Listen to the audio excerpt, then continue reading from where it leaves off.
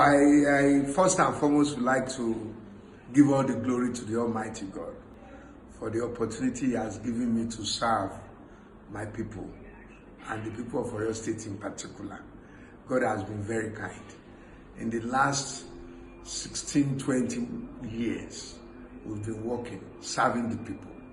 And for me, with this last election, I'm still happy. I'm even happier that I became the first governor to use 8 years.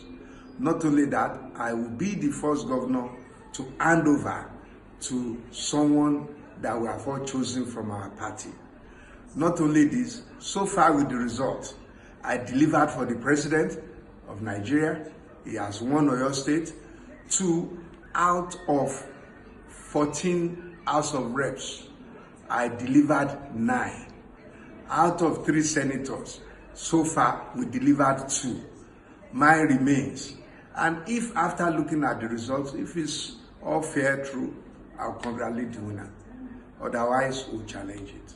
But so far, I'm very, very happy, and I'm grateful to the people of Oyo State for giving me this opportunity to serve them.